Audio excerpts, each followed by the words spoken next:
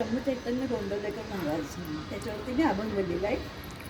श्री ब्रह्मचैतन्य गोंदवलेकर महाराज फार प्रिय होता. माघ मास शुद्ध द्वादशीला झाला हो गोंदवल्याला साताऱ्यात.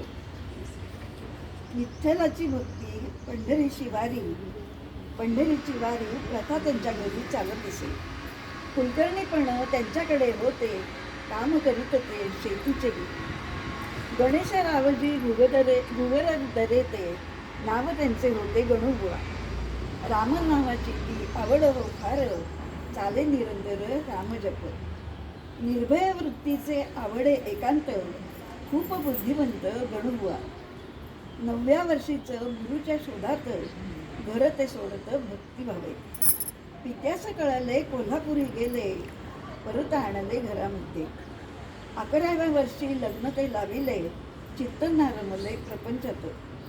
येहळ गावचे गुरु त्यांनी केले, 9 मास झाले पूर्ण तेव्हा. ब्रह्मचैतन्य ते नाव त्यांना दिले, आणि लागले भक्तिमार्गी.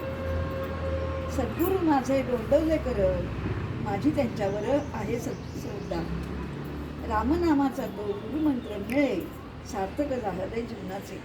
रामनामाचा तो गुरुमंत्र मिळे, सार्थक झाले जीवनाचे. छान, मस्त.